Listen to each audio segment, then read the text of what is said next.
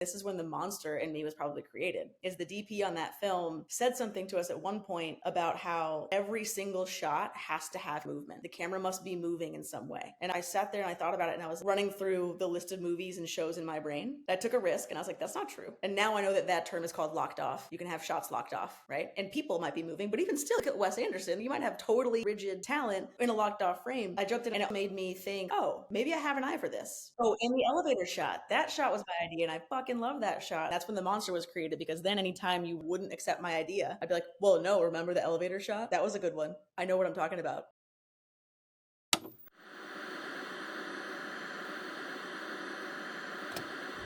Is that much of it? That's not much of a change for you, right? My name is Kerry Kite.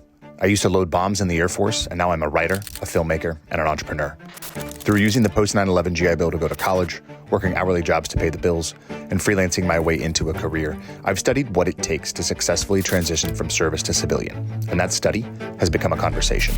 On this podcast, I speak to other veterans, successful artists, and entrepreneurs about their transition, what they did well, where they failed, what they learned, and most importantly, how they applied their skills. Episode 79 features Andrea Buccilla, a former college golfer at Ole Miss and teacher and director of operations turned filmmaker. She most recently directed and executive produced Shattered Glass, a WNBPA story for Malka Media, Tubi, and Puma. Welcome. This is Veteran Made. You have white fuzz on your right shoulder. That's your yeah. There you go. Nope. Cool. Yep. You see it? Yeah. Well. Down. It's crumbs. What are you talking about? Oh, right here. Oh, okay, cool. Wow. I bet all your guests don't do that. Yeah, it's great. I was about to say that's a great segue into a podcast recording with your wife. Good morning, Andrea Buccilla. Welcome to Veteran Made. Good morning, love. Excited to have you back. I don't know if anybody's ever going to hear the first episode that we ran just as a trial run, which we can talk about a little bit later as we get into your film. But for the audience who might not know exactly who you are, though you have been referenced often on the show, can you please ground us with a little bit of your athletic and educational background, and then we'll jump into some transition things from there. Yeah. I'm so excited that we're doing this. I know that we both posted on LinkedIn a few weeks ago. And just to remind us both one thing before I actually answer your question in typical wife form, I'm going to say my own thing first, which is I love how we have heavy and deep conversations and real conversations. So I'm excited to do that for your audience. So my background, I grew up playing sort of every sport, big sports family. And then, you and I ended up living in the same town in middle school and high school, big golf town. So I got into golf, fell in love with that sport, and then got a scholarship to play at Ole Miss. And I loved it down there. It was obviously very different than the Midwest and then the North in any way, but the SEC was really cool and competitive. And I met some of my best friends there. I would say I was a mediocre SEC golfer at best, and might even be a better player now, which you and I talk about a lot. And we can even get into like the mental reasons why that is. But yep, I lettered for 4 years down there. And then I got my master's in education. There's a program called Mississippi Teacher Corps, which is similar to TFA. In fact, the two founders of TFA and MTC started together and then had differences and split off. MTC focused only on Mississippi. So I taught in North Mississippi for 2 years while getting my master's, just south of Memphis in a town called Buccilla. Still very, connected with a lot of those kids who are, married with kids now. They're not kids anymore. And then always sort of knew I wanted to live in New York City. It had been a dream since my, Aunt Diane and Grandma Patty took me there when I was 16. And a couple of my other friends from Ole Miss had the same dream. So we all moved to New York City around the same time in 2012. A good friend of ours, Todd Sutler, hooked me up with a job at Community Roots Charter School. I switched out of the classroom into operations just to sort of get a job that could pay my New York City rent. Ended up being at that school for 7 years. I bounced between operations and teaching the whole time, which I think is probably something relevant to your audience, right? Sort of like taking your time to find what you love, but I loved the community there. So I stayed for the better part of a decade. And let me know if you want me to stop there before we get into the film stuff, or if that's enough background. Yeah, I think it's a good background. There's a couple of things I want to pull some threads on. I'm actually taking some notes here just to go. So I'd like to talk a little bit about it's actually probably more common than people realize, which is why I want to talk about it. But there is this kind of and less so now because of the way the sport is growing and the avenues that it's growing. But like you didn't grow up as a crusty upper crust like country club tennis and golf player, and like that's like it was very blue collar. And if you're open to it, I'd love to hear just kind of a little bit about like your stepdad was in the golf business, which is why you were able to kind of get into it, and you kind of came to the game through love, but then you went to college and played and kind of like really worked your way into it. And you've talked a little bit about that, obviously, privately before. But can you talk a little bit about just golf as a sport and how you initially got into it and it taking you to Ole Miss? Yeah, I'm actually really glad you asked that. So my stepdad was in the business, which gave me a lot of access, right? Like we lived at a very fancy country club around Columbus in Dublin, but got the staff rates. So all these kids that I was playing with all the time, their families had shelled out the crazy amounts of money to belong there, but I was just the director of golf. I forget actually what his title was now, but one of the big wigs kids who had driving range access and would go off at twilight and play as many holes as she could before it got dark, kind of situation. And then my dad was a scratch golfer, and I would say that my dad's side of the family is what got me into sports, period. My mother is a very brilliant, tough, smart woman, but she is very much a girly girl. My dad's side, he's the one who would buy me like black high top basketball sneakers when I was a kid. So we grew up playing everything. Softball was my first love, still might be. And then he would take me to the golf course and I would watch him play. And I mostly learned by watching his swing, hearing how he approached the game. We're very similar mentally. So he was a big help there. And then I think because I didn't really take lessons, because I was one of those kids who just loved being at the golf course. My friends and I would spend hours on the driving range trying to hit trick shots and flop shots and, have long distance putting competitions, which is not of practical use necessarily. Though I just think like the familiarity that I got with the golf club in my hand and the familiarity and comfort I felt being around golf courses ended up taking me where I went, which was a Division I scholarship. But I didn't play in all the tournaments, all the junior tournaments. That's thousands and thousands of dollars. You have to travel the country. I got picked up out of one tournament, which was actually in the state of Ohio. My assistant coach, Kelly Anders, was there to see somebody else. And my one strength, even though I'm only 5'5", my strength was always that I hit the ball really far. My short game is dog shit, but I could hit the ball really far. So she saw me hit a drive and stopped and ended up following me for the rest of the round, and sort of the rest is history, right? They invited me on an official visit. I had other ones scheduled, but Ole Miss happened to be, the only way it fit in the calendar was to go there first. And I canceled the rest. Oxford is such a special place.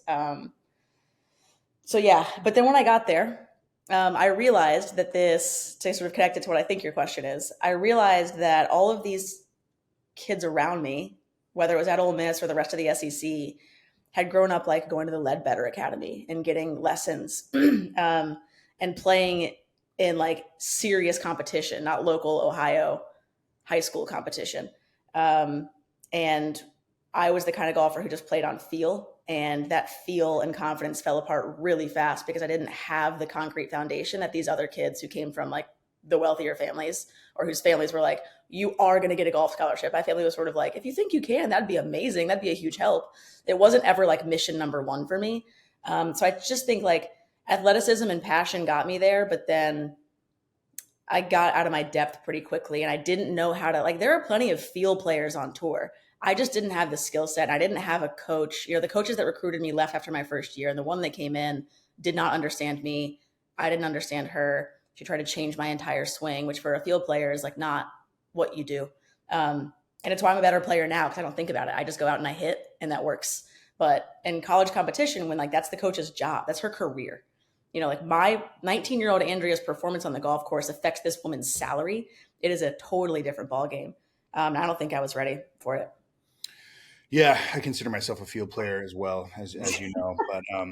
But we'll talk about more golf in depth at some point. That's a little bit of a tease. It is a good way to segue into some other things. But I want to have you back and actually talk a little bit more about golf and make it a golf centric conversation, because I think there's a lot of cool things there. And just one little thing that I'll let people know, and then we'll do another episode later in the year about it, is that I didn't learn until, and I'm just so everybody knows, I am joking. I am not a good player of the game of golf. But I've thoroughly enjoyed playing with you over the last, 10 or so years as we've been back together. And I think it was, I don't know, maybe it was like a year ago, 2 years ago. One time you and I were like playing a slow round because we were behind some people, and you started dicking around on the tee box and like doing different things. And then you'd be like, hey, try this. And then I realized, I'm like, oh no, that's how people who are like really good at golf and like live golf, they're not always worried about going to play a round and scoring a certain thing. It's like, well, no, I'm just like messing around with my friends, and I'm out here playing a game that I really enjoy and start to really understand the feel of a club and a face and a shaft and a ball and a spin, all these different things that, like, as you and I start to mess around more, I've thoroughly enjoyed that aspect of it, because I put so much pressure on myself early playing, especially with you, not because you applied this pressure, but because I did, to be like, oh, I've got to go out and break 100, and now I got to go break 90 and do all these things. And now I'm like in the low to mid 90s, high 90s, and still low hundreds every once in a while.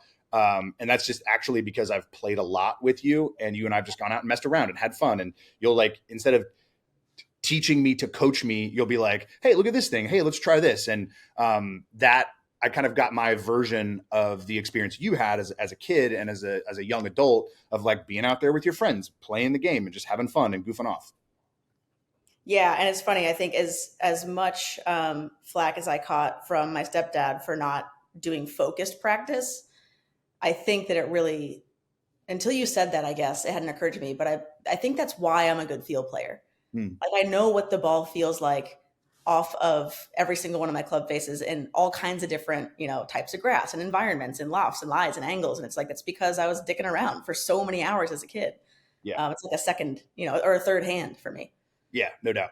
And just so everybody, we'll do another, like I said, golf episode later in the year, maybe around Masters time. I'm not sure. Hint, hint, wink, wink. But she said she was mediocre, and then she very quickly and quietly said she lettered for 4 years. So I'm just going to let everybody can think about that how they want. Andrea considers herself a mediocre college golfer. She did, in fact, letter for 4 years in the Southeastern Conference. So I want to talk a little bit about your education. You actually said something to me recently that I hadn't, maybe I had forgotten, or I hadn't really thought about it, because of where I was in life at the time, which was kind of smack dab in the military. I hadn't really thought so much about the recession. You mentioned recently you graduated from undergrad in 2010, which was like kind of like right in the middle of the recession.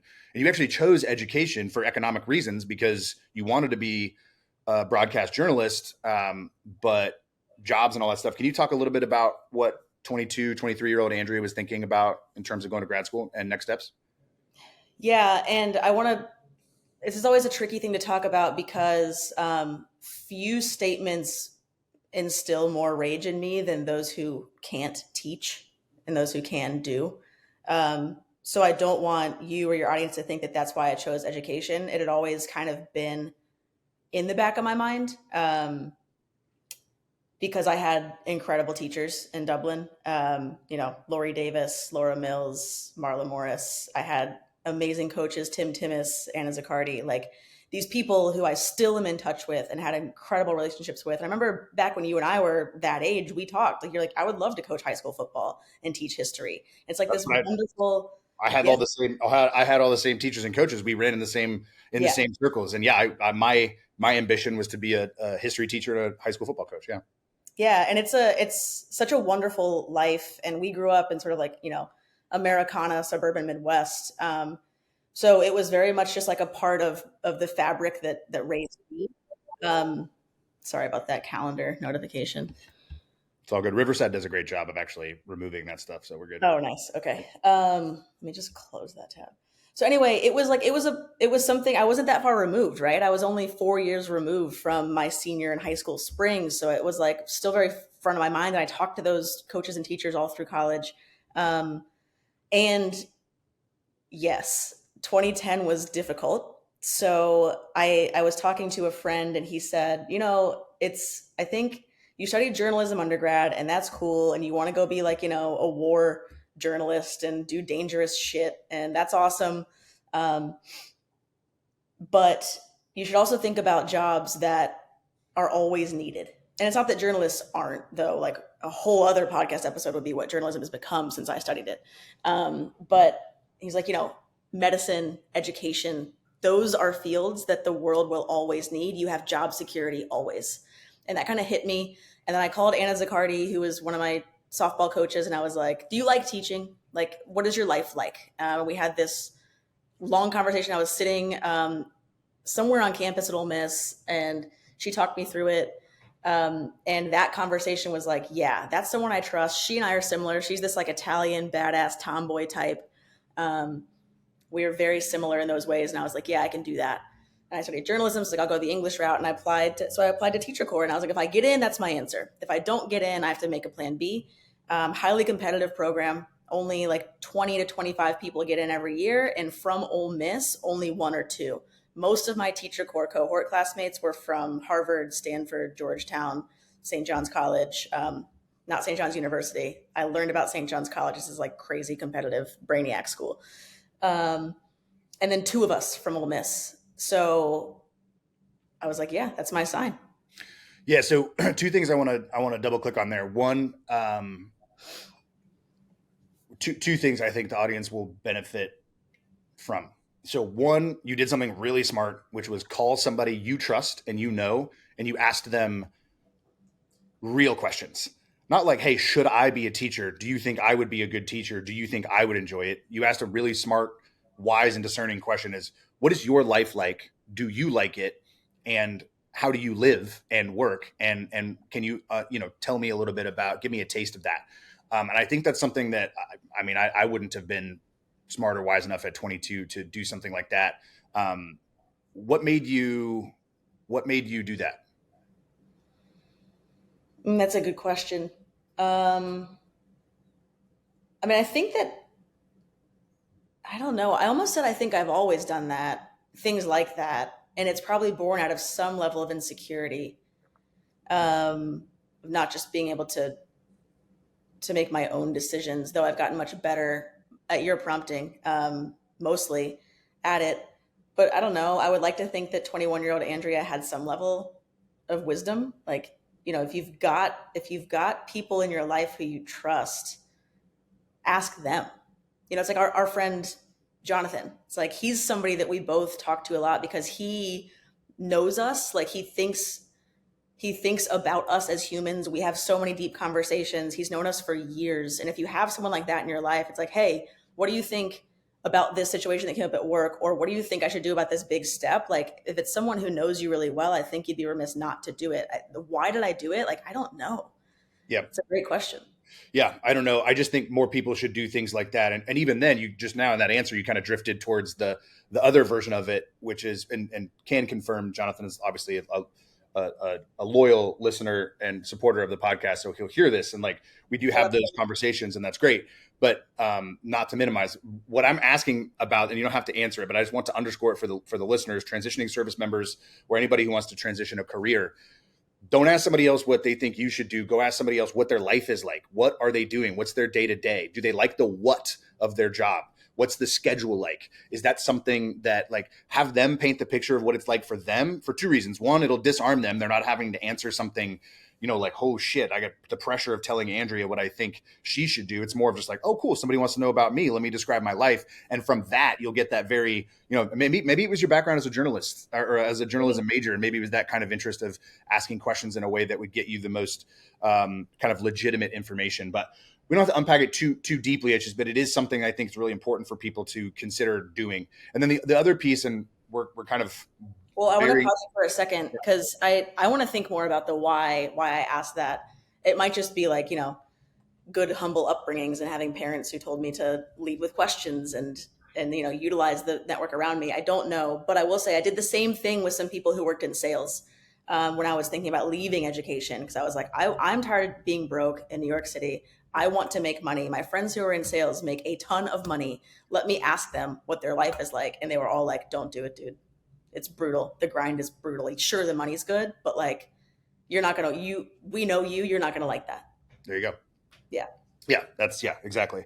And then I'm bearing the lead a little bit here, or I guess not bearing the opposite of that, because we know that the you have eventually transitioned out of education and into something else for which you're more passionate, and we'll talk about that. But the other thing that you were doing at the time was taking some opportunities that were directly right in front of you, and you weren't entirely clear about what your career ambition was. You weren't entirely clear what your like life ambition was. And so you did something really smart and wise. You asked somebody you trust what their life is like doing this thing.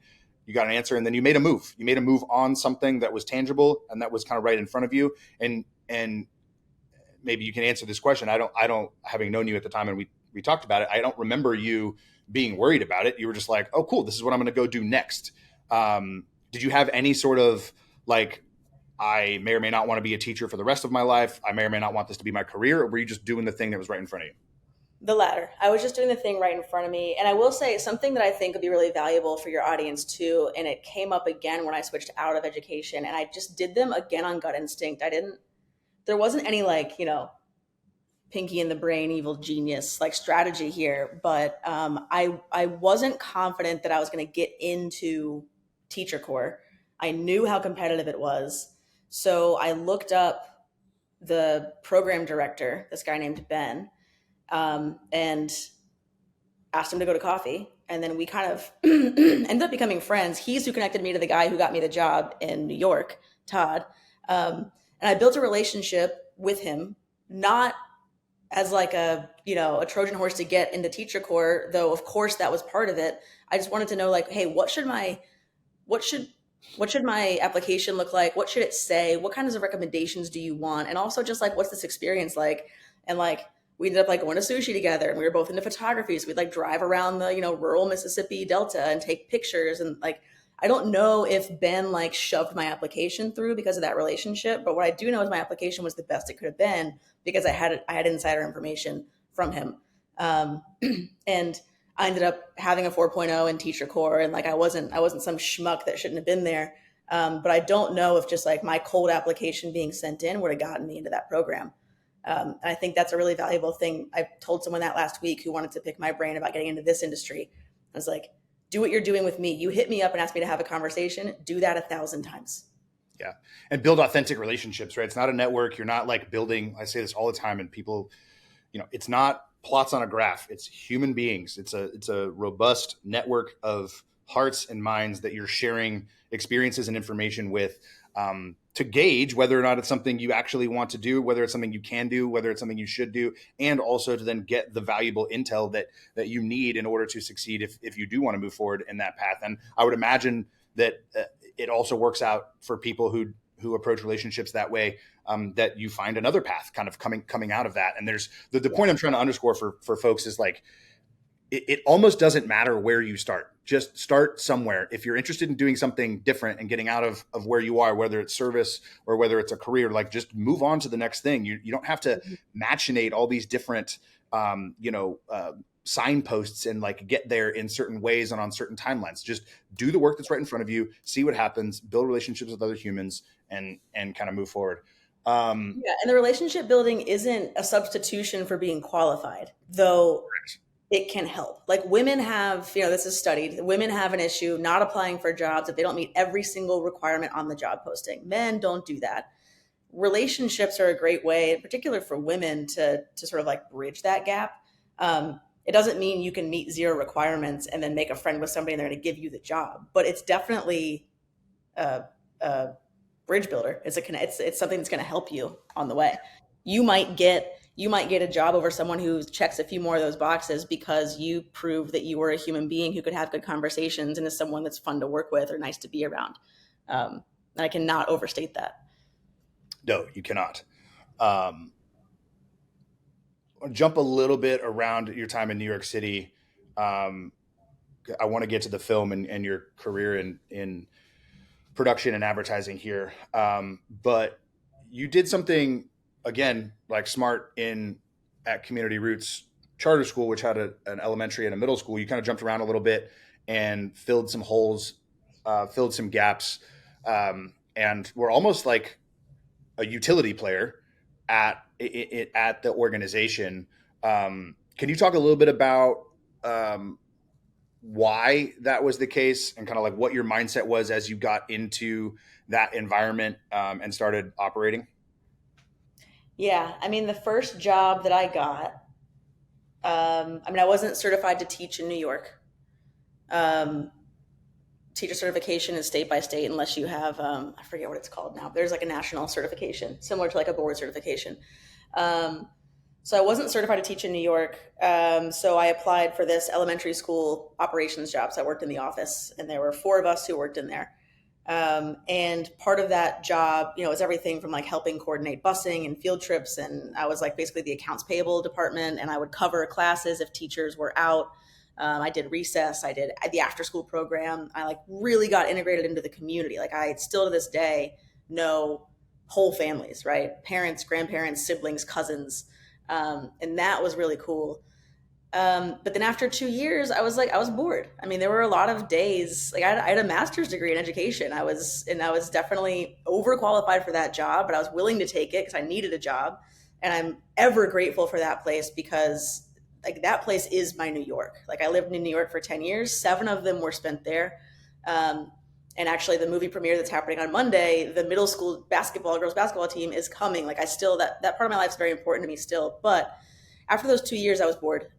So I decided I was going to Airbnb my apartment illegally. My super lived next door, and he just either knew and didn't care, or I hid it. It doesn't matter.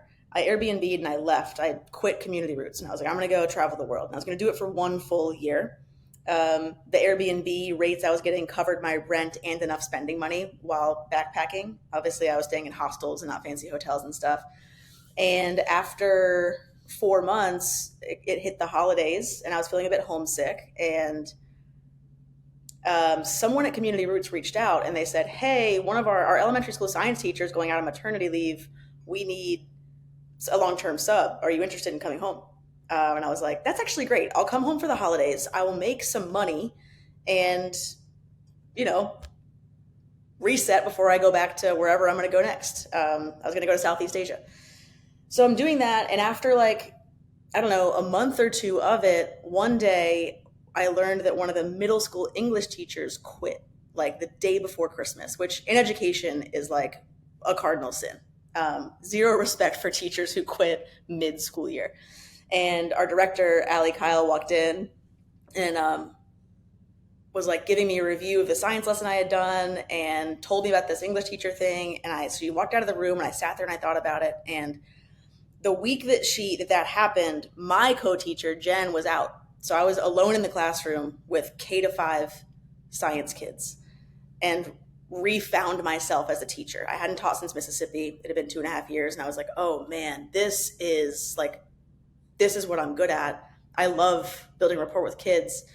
So I sat there and I thought for a minute, and I walked into Allie and Sarah's office, and I was like, hey, just a friendly reminder, I am certified in Mississippi in English 7 to 12. And they were like, oh, shut the fuck up. I was like, I don't know if we can get it transferred to New York. They're like, no, charter schools can have, a couple of teachers not certified. We have a certain amount. It's like a slightly different rule. They're like, do you want it? And I was like, let's go. So for the next 2 years, I taught English at our middle school, got sick of that, was feeling stuck, switched to operations when our director of operations, Max, left. I was like, I'll take his job, did that, came back to the classroom again, and then ultimately ended up in operations there, which is what helped me learn to be a producer essentially. But if I look back at that, I'm like, man, that constant bouncing around every 2 years was my sign that wasn't what I was meant to be doing. I loved so many elements of it, right? But yeah, the writing was on the wall. Totally. But you also you have something that I'm envious of, and it's you were never in a hurry. You still aren't. You're like not in a hurry. Like you're doing and you're doing the things that are obviously it's a refrain that I have for the podcast and for the content. It's like you're just doing the work that's right in front of you and seeing what happens. And I guess maybe thinking about it subconsciously, that's maybe part of where that came from for me in terms of something I'm trying to remind myself of as I put the content out for other folks to read and hear. It's like and even as I was just listening to you describe that again, like you weren't in a hurry. You're just like, oh, let me do this. Well, I'll go do this. Oh, I love this. I forgot I love this. I'm really good at this. Oh, okay, let me do it for a little bit. Oh, well, okay, not really into that. So let me switch this. Is that natural for you? Was there any sort of intention there? What were you thinking? Were you thinking mid or long term at all during those years? No. Now I am starting to a little bit more, but I think even if you look back at my golf career, like I always just had this I don't know, it's like foolish ignorance or probably some arrogance too, where I'm like, yeah, if I do what's right in front of me, if I do what I know how to do to the best of my ability, like it will be good enough. And that proved true. Like I said, I didn't get a bunch of golf lessons. I didn't grind at it. I had fun doing it, and it got me a scholarship. Like, how lucky am I that was my situation? And same thing with teaching. But why I ultimately left teaching, which is that I didn't feel passionate enough to pour the amount of work into it that the kids and my coworkers deserved. And that is ultimately why I left. Like, it was a good living. I made enough money. It was fine. It was good. I had a happy life. But I looked up one day and it just sort of like clicked in me. I was like, I look around at my coworkers and these other teachers at Community Roots and what they do and think about and pour themselves into, I am not willing to do. Yeah. Yeah. I want to talk about that. But first, to ground the audience, you and I had gotten back together at this point. We had gotten married. We'll save everybody all the juicy details of the whirlwind romance. But I was in Los Angeles. We had won the New York City Middle School Volleyball Championship as head coach, assistant coach. You were my unpaid assistant. Yeah. We're the Nick Saban of New York City Middle School girls volleyball. We built a dynasty and then left. That one's for Ellen, who I know is listening to this. I was in LA making short films. We reconnected. You connected me with a producer from New York, friend of the school, a spouse of a friend at the school. I moved to New York in with you, kept working in restaurants, kept working in branded content, commercial, making some indie films and stuff here and there. We'll talk about the first one you worked on in a second. And then, we were coaching middle school girls volleyball together. We were doing this kind of whole thing together. So I was front row seat for all the things that you're describing, and we had gotten back together. And my first short film in New York was after I had moved to Brooklyn with you. We realized we needed a larger apartment, or wanted a larger apartment rather. And so we were moving in the neighborhood, and we had about a week or 2 weeks while we were still paying rent technically, but we had moved into the other. We found out that the super that you had described before was doing some remodeling in there. And so I was like, what a great place to shoot a horror short film. Like, can we do that? We asked him, he said, that's cool. We checked out the construction that he was doing, and it was super dope and was great for the exact kind of film for the screenplay that I had written. And I had asked that you wrote menacing as fuck. Yeah. It's menacing as fuck. We'll link that film out for people who want to watch it. It's fun. It's like 3 minutes. It's goofy, but it's fun. Did really well on the festival circuit. But I asked you to help, and I can't remember actually exactly what it was, but I had asked you to help. I saw, because you were a journalism and new media major, I had been encouraging you to get the blog going again because you had written a little bit while you were overseas. You had written a little bit as a teacher in New York City. You wrote about the city so well. And like, I knew you were a writer. I knew you were a creative. I knew that you were that. I did. Yeah. And had that ability. And then kind of combined with the operations, I was like, listen, you can kind of combine those two things. It's basically just producing. It's like being a little bit creative and a little bit logistical. Do you want to help on this first short film? And full disclosure for everybody, I was nervous to ask you to help for a couple of reasons. One, it was my project. I wrote it. I was directing it. Like, I felt, creative ownership of it. And then the other thing is to ask a, highly qualified individual who you respect on so many levels to be like, do you want to come help me and learn from me, is a really fucking weird thing to do. Especially when you're married to that person. But it's weird what are you talking about? It's less weird if you're married. no, it's less weird now, but it was weird, like kind of like We were early still on. dating, weren't we? We weren't married yet. Were we not? Yeah, I guess we were. Yeah, we were. Yeah, we were either engaged or engaged to be engaged, whatever. Yeah. Anyway, I'm speaking too much and painting too much of a picture. Do you remember coming on board that short film and helping? What can you just talk about your first experience on set creatively? Thoughts, feelings, observations. Go. Yeah, two things stand out to me about that day. And I don't remember how you asked for the help. I just knew I was down. And I didn't know what any like set roles even meant. I knew what a director was, right? And I kind of knew what a producer was, but I don't even know if you said PA to me, but like I wouldn't have cared. Um, that's essentially what I ended up doing because we needed one. And the two things that stand out from that day is, and I've told this story a bunch, is like we realized we didn't have the right like audio adapter.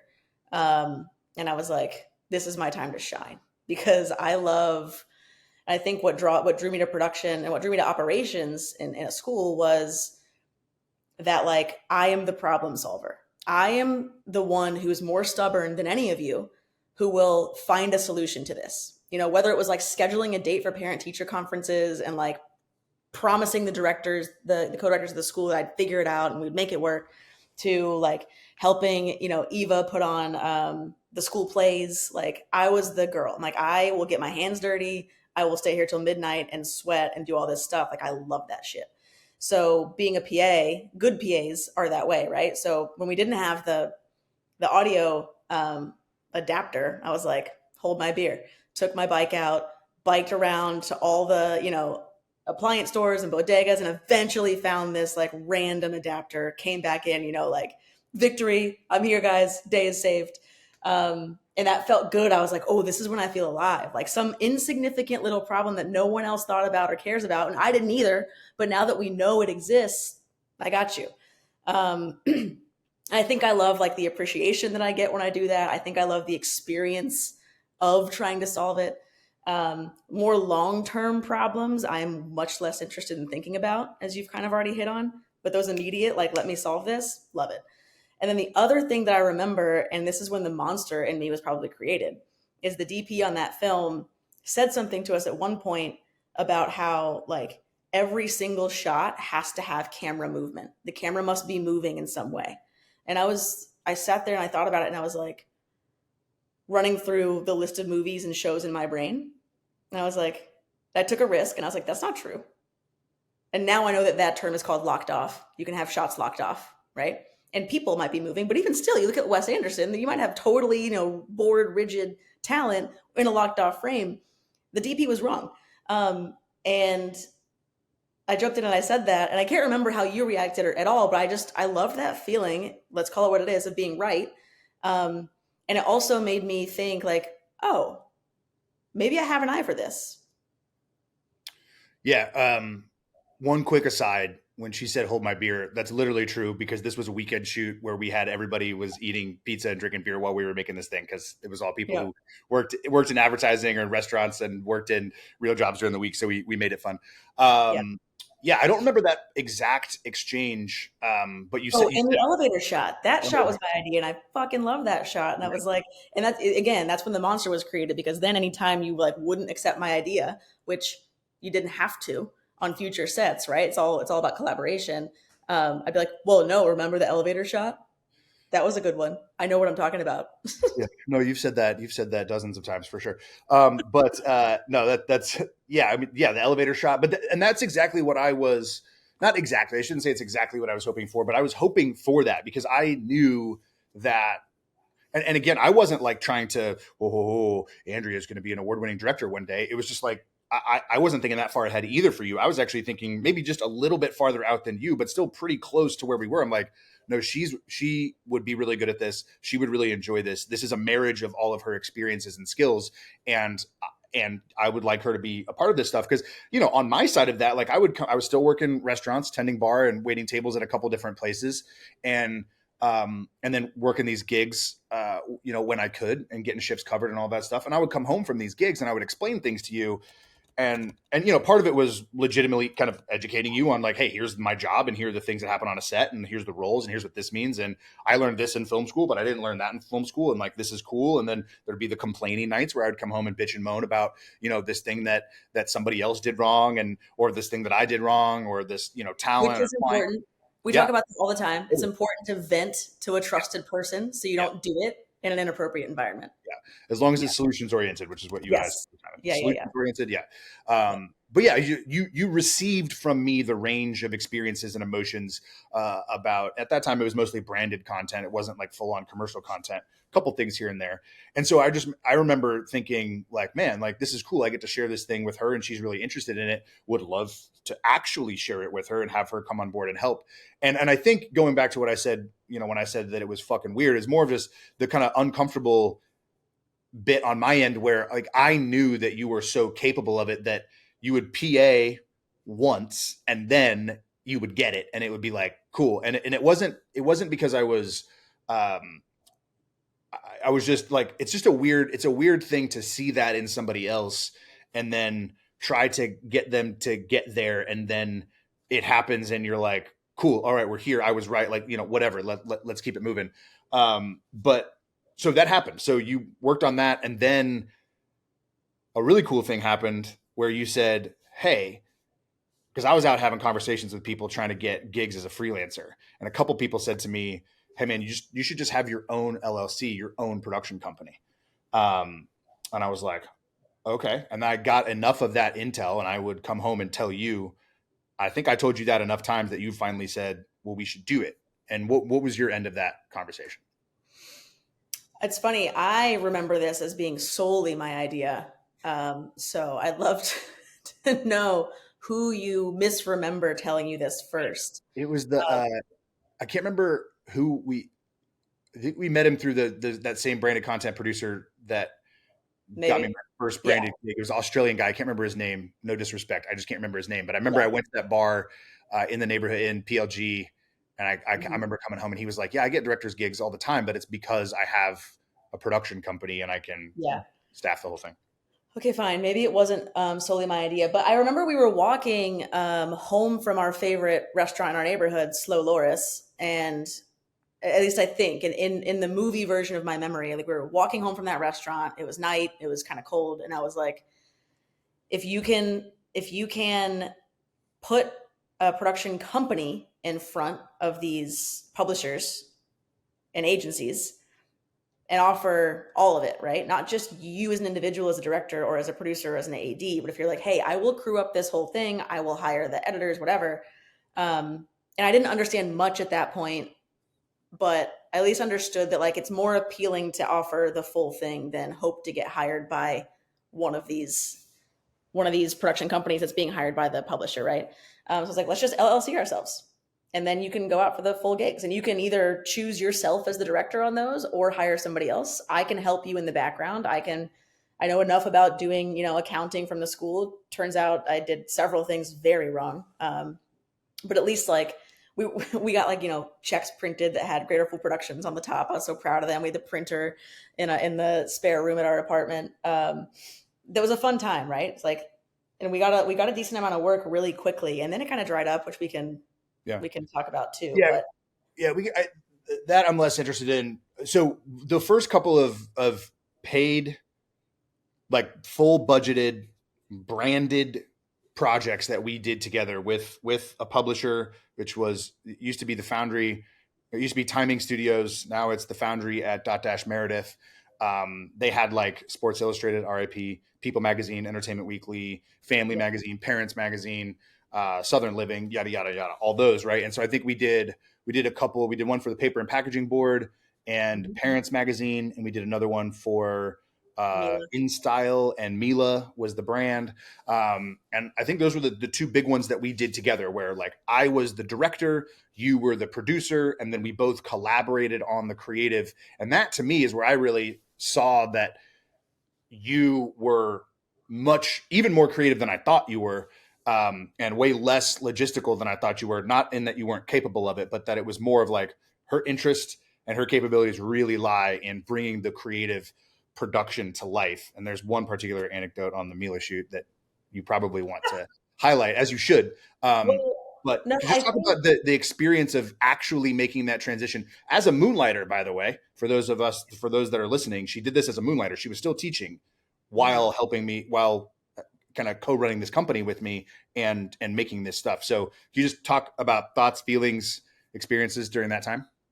yeah, I mean, I used my vacation days from the school to do these shoots. We obviously weren't doing commercial shoots, branded shoots on weekends. Right. So that's, I don't know if it's a sacrifice. It was just a strategic choice to make, right? It's like, well, you're going to have to go into work sick maybe, or you're going to have to say no to that thing your friends want to do because you're using your vacation days to do this, which I don't regret for a second. Um, I, you said something about, when we kind of both realized that I'm less logistical and more creative. And I think in my experience, it's a very gendered thing. Like, how many times have you heard about, like, a married couple partnership and the woman keeps the books? And women tend to be good at those things is why I think. And I'm fine at them. My LinkedIn, I think, says like I'm a classic type B personality, but I do a very convincing impression of a type A, which is something my old coworker at Community Roots, Karen Hawkins, said to me. And I was like, oh my God, you just nailed it. Like, I can pretend to be organized. Our house is very clean, but like, do not open the closets, right? Like I'm like surface organized. Yes, can confirm. We have like 17 junk drawers. Yeah, people walk in and they're like, oh man, these people are organized. It's like, yeah, kind of. Yeah. So I think that, and I'm still struggling. Like my title still is director and creative producer. And even though this past year, I really only directed, I creative produced a couple of smaller shoots, but I directed commercials, I directed this film. And it's still hard for me to convince myself and for me to convince my, higher ups that like, no, I am just a creative. Like, I'm terrible at wrap binders. I am terrible at actuals. And I think it's okay for me to admit that. But I also think that like, I don't know if you want me to go down this rabbit hole, but like societally, women typically are more like organized, logistical, like, keep track of things on the home front, even would be like an analogy, where the men go out and like do. And of course, our society's not in that space anymore, but like, I think the residue of it, I feel, and have observed, most producers are women, right? And a lot of producers I know, I don't know if that's statistically accurate. In my experience, most producers I know are women. In advertising, anecdotally, I agree with you. I can confirm from my experience as well that we don't have I'm like in the minority as a producer in the advertising world with other producers. Yeah, mostly. And maybe next year when this podcast gets bigger, you can hire a fact checker for situations like this. But obviously hire a woman because a woman is good at fact checking. Yeah. Yeah. And it's just hard. It's hard for me to like put myself out there and be like, no, I'm very creative. Like I can run a set, I can run a team, and I can generate ideas. Especially when I came in, my into the industry was through production, which I don't regret. Like, it needed to be. Yeah. So I want to stop you there. So my side of that is, and I didn't think about it in gendered terms for whatever reason, but like my journey was, Andrea and we had mirrored crossing journeys here. She had the realization and experience that she was more creative, more had a stronger perspective on the way that a story should go or the way that a shot should be or whatever. And I was actually with the self-styled ambition of being a writer director, I was actually realizing that I didn't care so much about those details. I was more interested in the whole thing being really good and getting done well and being beautiful or being, on brand. If it was a piece of social content, it should be what it is. But I wanted it to get finished. I wanted it to be complete. I wanted it to hit all the boxes that it needed to hit for the client and for the creatives and for everybody, all the stakeholders involved. And then I wanted to wrap it up and move on to the next one. And so for me, I was like, holy shit, I'm a producer. And Andrea was like, holy shit, I'm a director. And we had started this company together with the opposite kind of views in mind. And so then we made that switch. And I honestly think, looking back, that might be part of why some of the work dried up, because we were like confused about how to move forward and what to do. And we were green in the industry. I was still working in restaurants. You were still working at the school. We were kind of trying to figure it out. Well, that, and I think this is probably a really important thing to talk about. And my guess would be that veterans run into this a lot because you guys are so good at just saying exactly what needs to be said. But we were told by a friend and who, where the work stream was coming from, that I was a bitch to work with, and that, I don't remember the specifics at this point, but like we weren't good to work with. And that hurt so bad. Right. And like that, so I'd not gotten that feedback before. And, it essentially ended the friendship, which I have regrets about and like miss them and all that stuff. But like what I realized being a few years removed is that like I have still yet to get that feedback ever again. And in fact, get the opposite feedback. The reason I was able to break into this industry was because I'm like an adult in the room, I was told by one boss, and, easy to talk to and kind to work with. And so, one person telling you something that doesn't square with your vision of yourself is not enough to derail you. If you hear it multiple times, of course, you need to consider that feedback, but like it could have very easily derailed us. Yep. And like my career in particular. You were already in the industry, but like I switched to full time in advertising after that, just out of like sheer stubbornness, Yep. kind of like, fuck you, let me show you. And I have shown that person, but like, man, that could have been really bad. That could have been like, oh man, I don't have, maybe I'm not good at this. Maybe I don't know how I come across. And it turns out like I was in touch with how I come across. That was just one person's opinion. And it was important for me to sort of like let that go. And that was one person speaking on behalf of other people that you didn't get a chance to talk to the other people. Still to this day, we haven't had a chance to talk to the other stakeholders on those projects. And we don't have to go into too much detail on all of that. Although no, I just think the lesson was important. Yeah. And the lesson there is I think you hit the nail on the head. And just to reiterate is be aware and observe the sample size of the feedback that you're getting. I think, and particularly in the military community and then the veteran community, as we transition out, that stereotype exists. And I don't think by and large it's true. I think by and large, just most people who are assertive, and most people who can't receive assertion probably need to check themselves a little bit. And I'm biased because you and I are the same way in that way.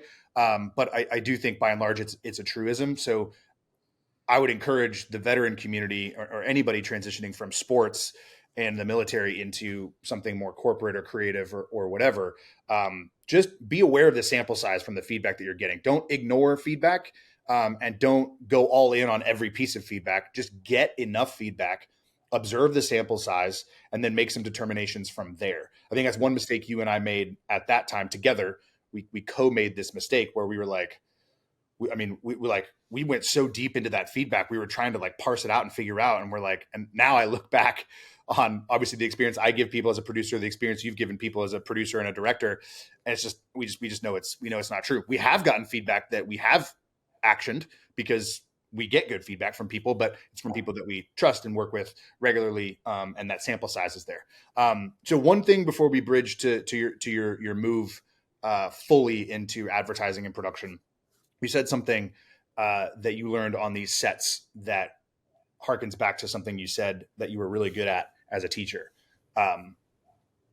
Connecting with people and meeting them where they are and moving that group forward together. So yes, you weren't great at lesson planning, and yes, you weren't great at or interested in teaching, right? And doing the tactical work of a teacher, but you were great at and thoroughly enjoyed working with students and moving them forward through their school year, their days and their months and their year. And then same thing on set. I think you probably started to learn that where you're like, well, I'm a leader in this environment and I can move everybody forward. Is that true? Yeah. I mean, the amount of times you've had to endure me excitedly or frustratedly telling you how similar directing and teaching are, I'm sorry for, but it's just so true. I mean, and even creative producing probably too, but creative producers, are a little bit different. Like creative producers in the agency world, typically, for those who don't know, are the people who are responsible for getting, the copywriters, the designers, the ACDs, the creative directors to ideate and to make the thing that the client's asking for, right? Like creative producers aren't typically the ones doing a ton of logistics in the agency world.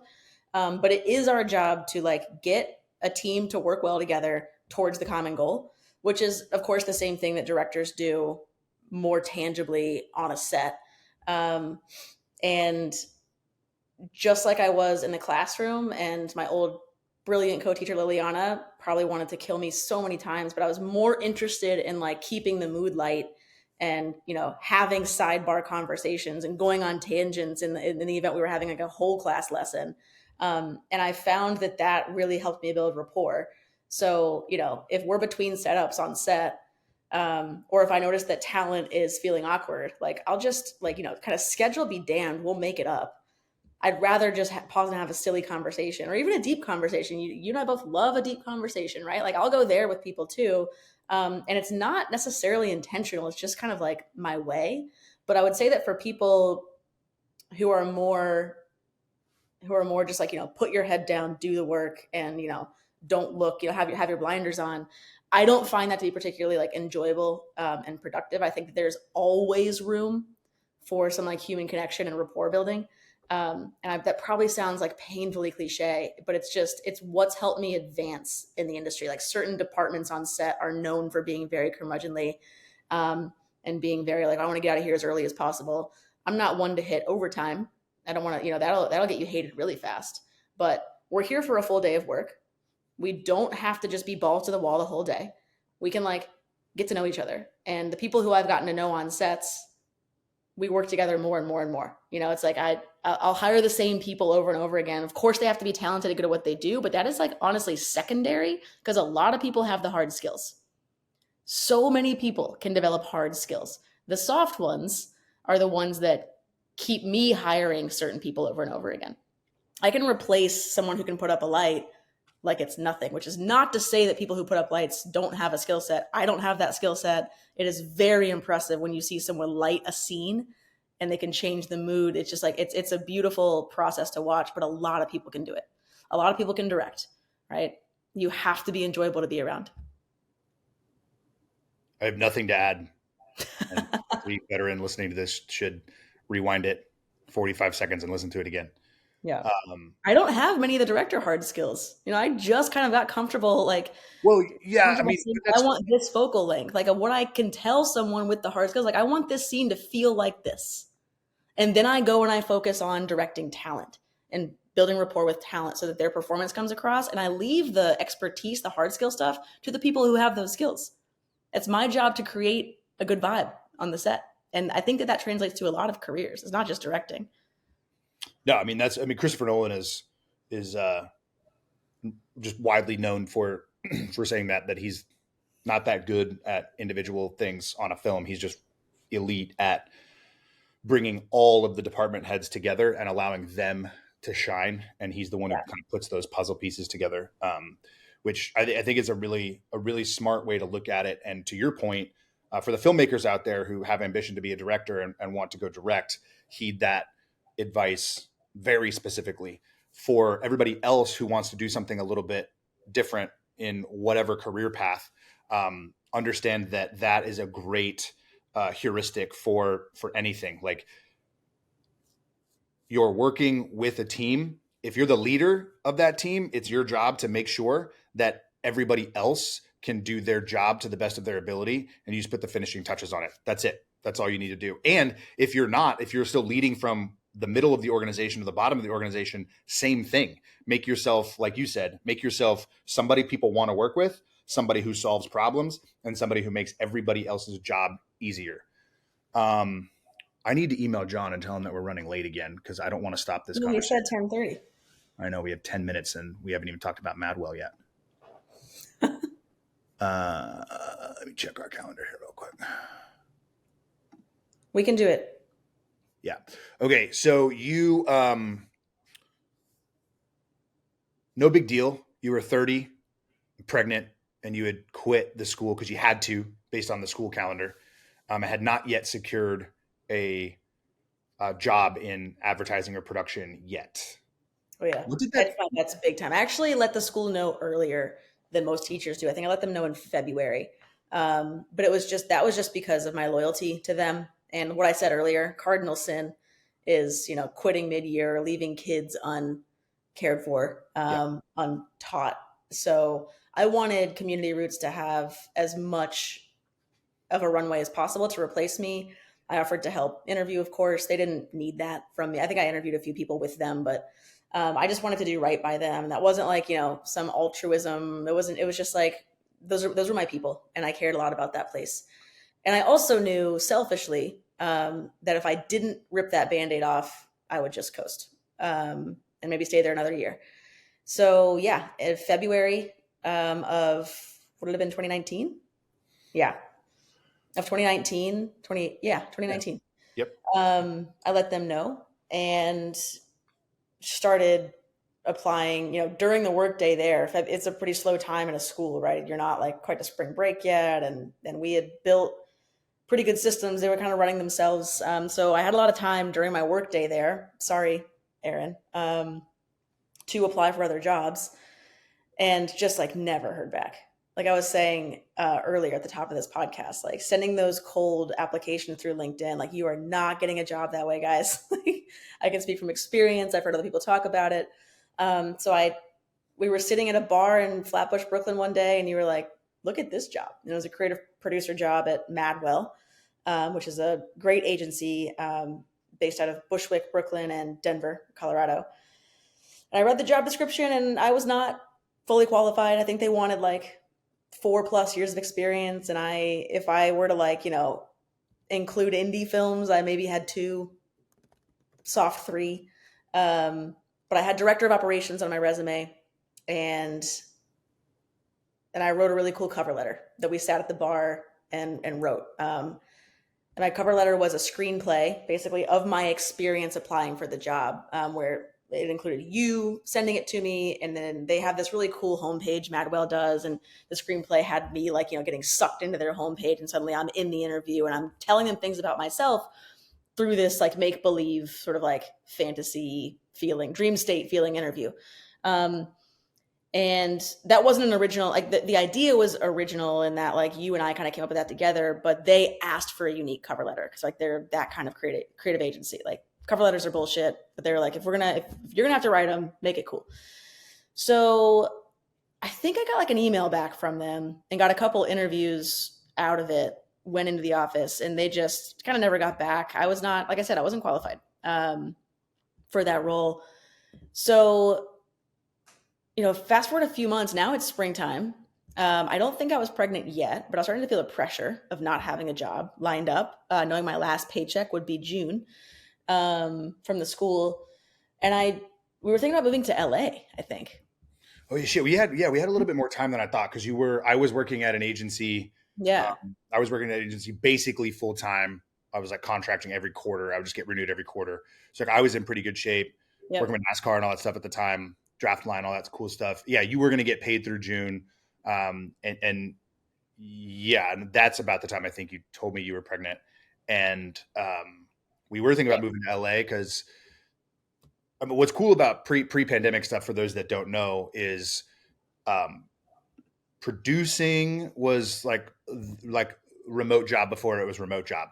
So like I was able to kind of probably maybe go to LA and still work with this production company agency that I was working with, or work for multiple ones and kind of be bi-coastal and work in New Orleans and Chicago and all these other hub sport and stuff too. So we were really thinking about living that kind of life.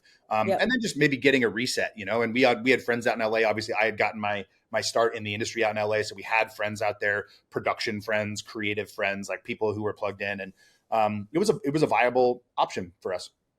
Yeah. So what I did was the head of production at Madwell, Sandy Sherman, I hadn't heard back from them. I had sent, your standard, like every week or 2 weeks follow up. Hey, any movement? The job was still posted. But and this is the refrain with me, right? And like kind of how I've moved through jobs and careers and life. I just asked Sandy to go to coffee with me.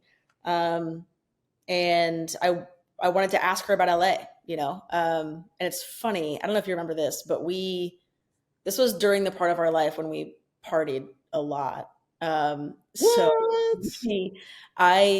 ended up being like late to this coffee meeting because I mistimed the trains and I had to get an Uber during rush hour in New York. Like I walked into this coffee shop 10 minutes late and she's like, probably, who is this schmuck? Wearing last night's makeup and a leather jacket, just like typical freaking. There's an old anecdote about the actor who got the Friday Night Lights, Coach Eric Taylor, the TV show, who got the job. Mm. He rolled in late to the interview with Peter Berg, the director, and he had been on a bachelor party the weekend Yeah. before, smoking cigars, drinking whiskey with his buddy. So he just kind of like rolled in, and Peter Berg was like, "That's Coach Eric Taylor right there." Yeah. Yeah, I'm not sure if Sandy was as impressed or if she even picked up on it. She probably did. She's a super smart woman. But I was like, hey, I'm thinking about LA.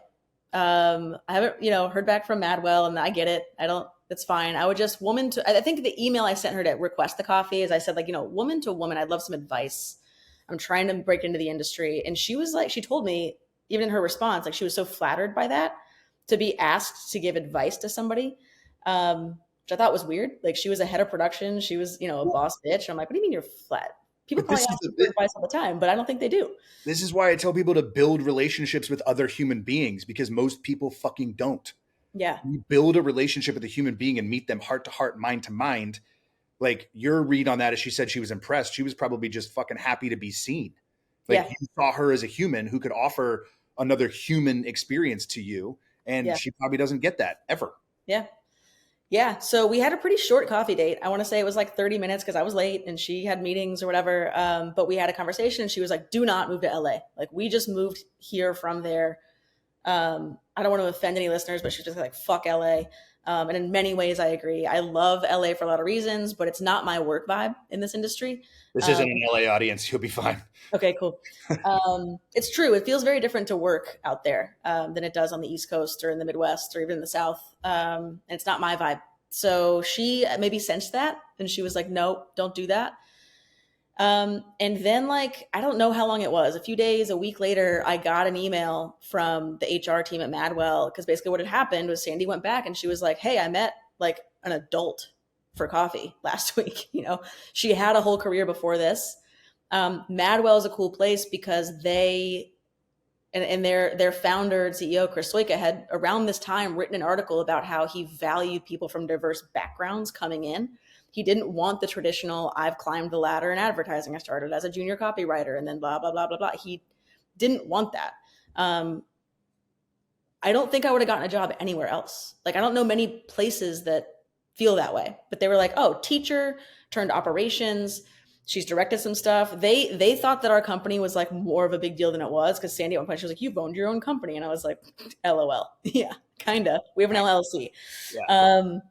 But yeah, that's what it was. Like, and I got that feedback from Bridget too, who became my direct supervisor there. She told me a couple of times, she was like, we just love having you on the team because like you're an adult. Yeah. Like, we have so many like young producers who come in, but you had a whole damn career. I'm like, yeah, I guess.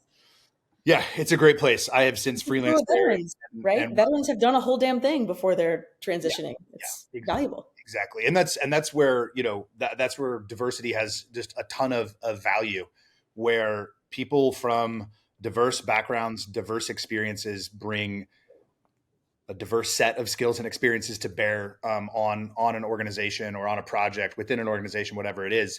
And obviously I've worked there, I've freelanced there last year and worked with the team and can confirm that they do deliver on that. You're working with a bunch of different people who have a bunch of different experiences within the industry to come together and launch campaigns, which is super cool.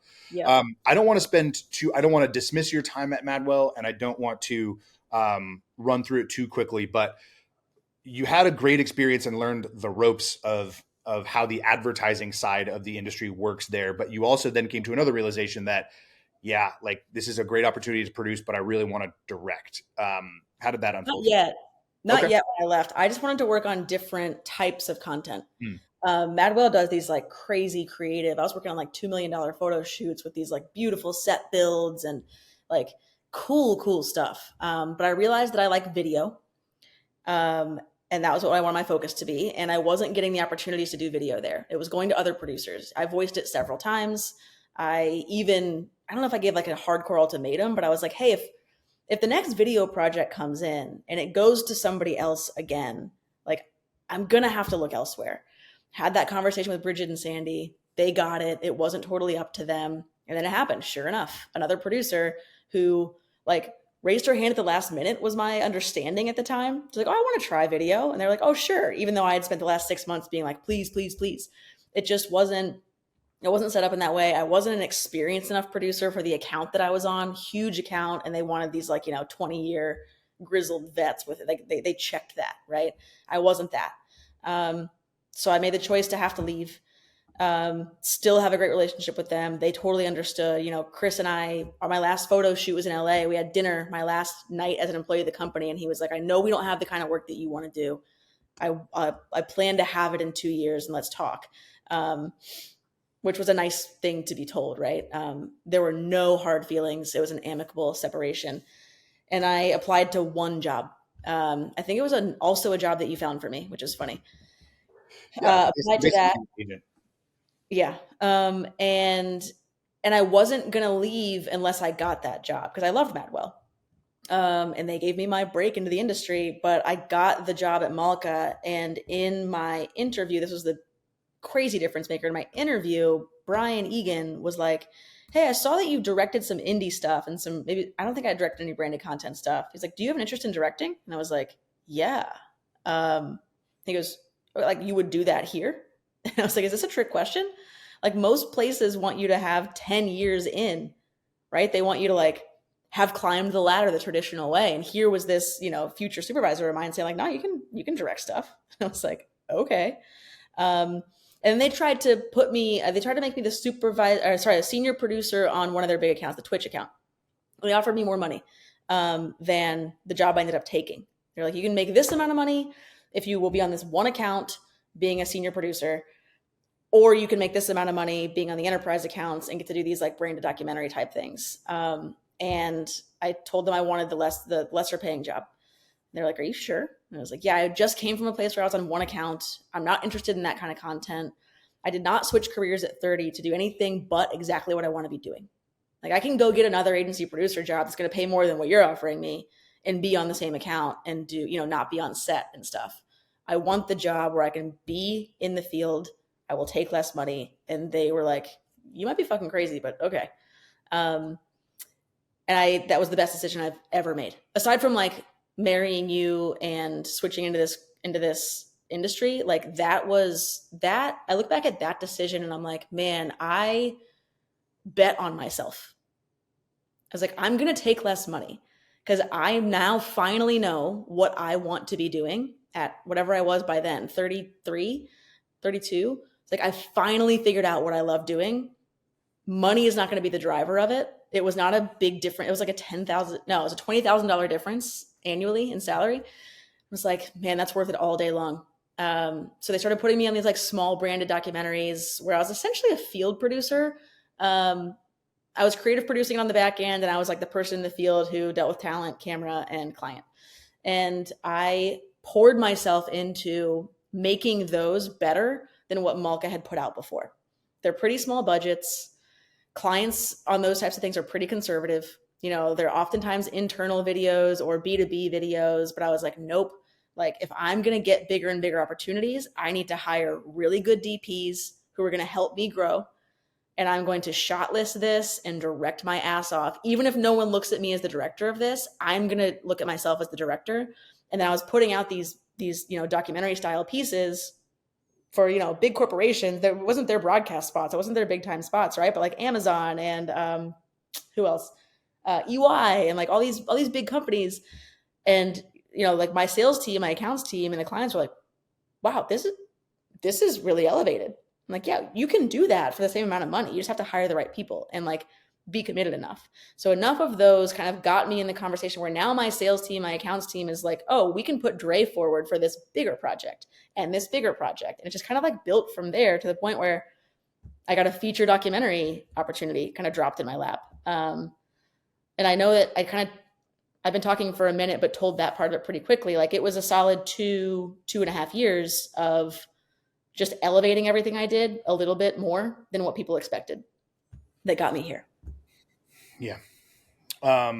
Okay. So we've got about 5 minutes left. Tell us how the film came together kind of as best you can, and not to be dismissive of the film as a part of your story, but obviously this podcast is focused primarily on your journey and the transitions within it. But yeah, tease us up a little bit. This episode is going to go live the same day that the film, the day before. The film's gonna be live on Wednesday, right? Yep. Yeah. So this will go live the day before. So what can people look forward to? What was your experience like? How did you action everything you just said very beautifully and succinctly? How did you action those things for your first feature with superstar talent and big stakeholders? Yep. So the film is called Shattered Glass, a WNBPA story. The PA is the Players Association for the Women of the W. And I got connected to Terry Carmichael Jackson, who is the executive director of the PA. And we were talking one day, and she was just telling me all these beautiful stories. Like, she knows there are 144 players in that league, and she knows a lot about all of them. So we were just chatting. Jessica McCourt, who's my coworker, had a relationship with her, and she was like, "I want you to meet Dre." So the three of us women are chatting, and Terry's telling me these stories, and I was like, "This has to be a documentary." And again, kind of like with Sandy, Terry was like floored. She was like, "You want to make a film about this?" And I was like, "Yeah. Like, why wouldn't I?" For me, and she didn't know this. Maybe she did by then, but like, female athlete, journalism major. I want to tell powerful female stories, sports stories specifically. Like, what do you mean? Like, of course I want to make that film. And she goes, "You can make a documentary?" And my dumbass was like, "Of course I can make a documentary." Like, I had never made anything longer than 12 minutes. And now I'm looking at making a feature. So she sort of said, like, "Okay, like, whatever you need from me."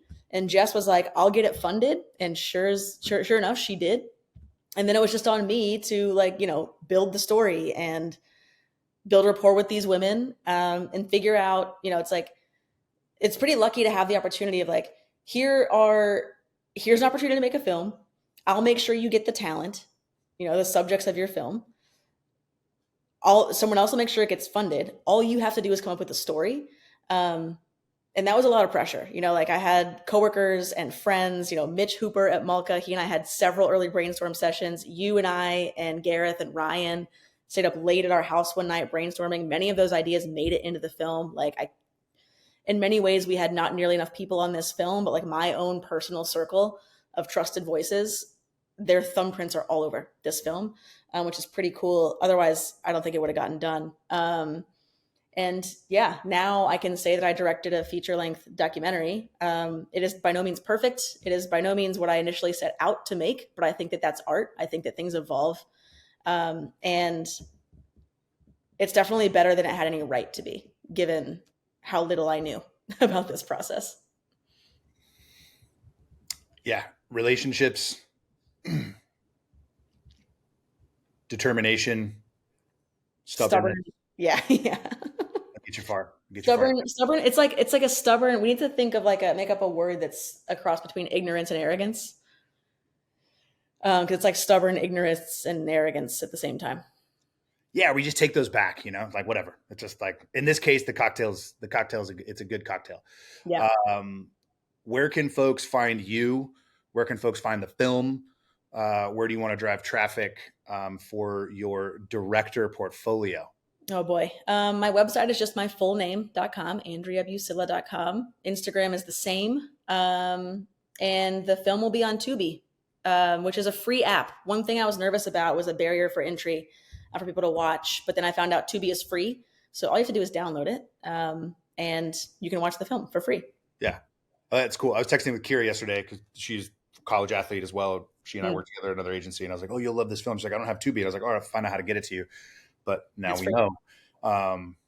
Kira, it's on Tubi and it's free to download. And you're an avatar for everybody else. Go download Tubi. Go watch the film. I think I've maybe seen Picture Lock, or like maybe right before Picture Lock, but I haven't seen it with finishing. I haven't seen everything. So I'm very excited to be your arm candy at the premiere last night for those listening on Tuesday. And yeah, I love you. I'm proud of you. And I'm excited to see where this takes you. Love you too.